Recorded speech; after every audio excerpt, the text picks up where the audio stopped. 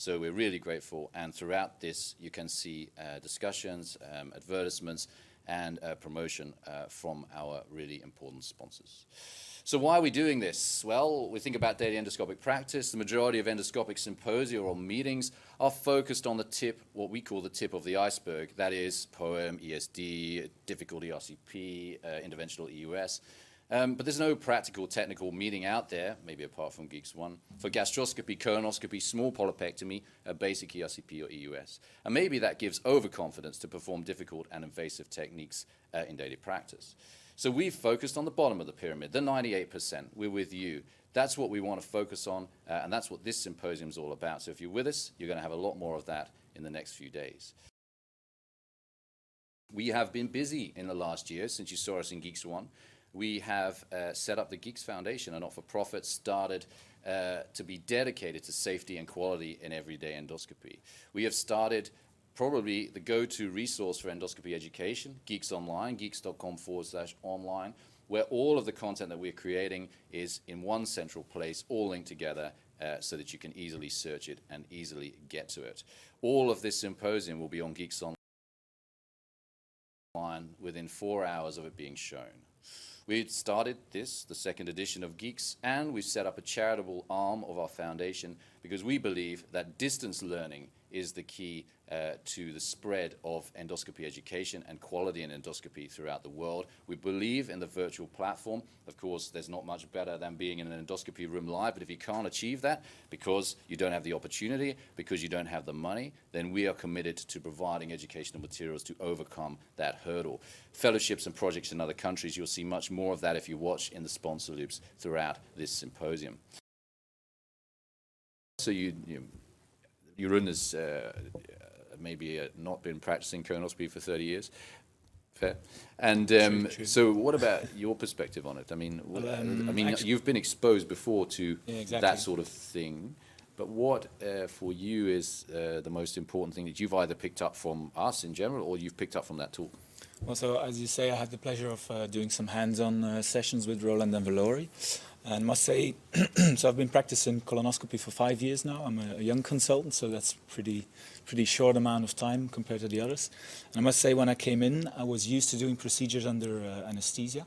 And the first time I came in, I had to call my supervisor because I was stuck in the sigmoid. And with the hands-on sessions, I really saw an evolution in my practice, particularly with the position switches.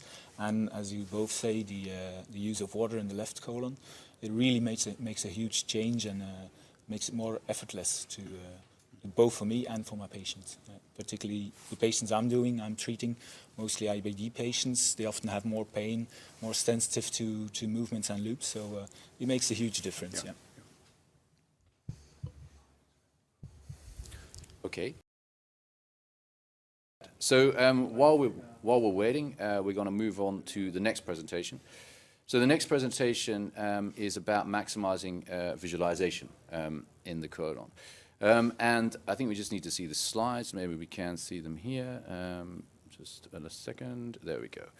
So this is following on from what Roland said in his talk. So he has actually given away some of my secrets in his talk. His secrets are my secrets because he taught me them all. So what we want to talk about is how you, as a colonoscopist, can do what really colonoscopy is all about, which is to look for adenomas. In the majority of cases, that's what we're doing, right? We're not doing colonoscopy for fun. Or sometimes we're doing it because of symptoms. Sometimes we're doing it because the patient has IBD, and Jeroen is a specialist in that. But a lot of the time we're doing it simply to detect and remove the precursors of colorectal cancer. So I want to talk to you about... It was important also to change the patient to almost prone position, because in the left side position, I think the angle got sharpened and it was difficult to maneuvering it. Yeah, so just really to summarize, so when I came in, the first thing is to take the scope out, take as much air as possible. I asked for the patient to be supine, but they weren't intubated, so that wasn't really possible.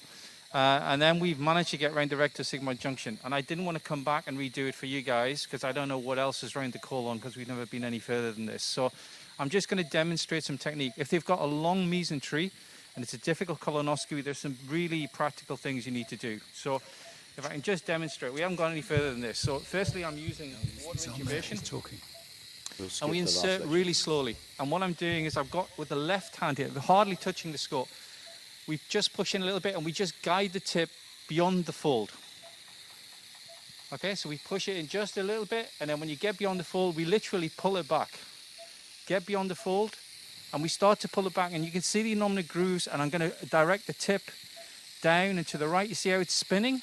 Just come back. The speed allows you to really cognitively understand where the lumen is and allows you to react. If you do things quickly, it doesn't happen. So all I'm doing is gently pulling back,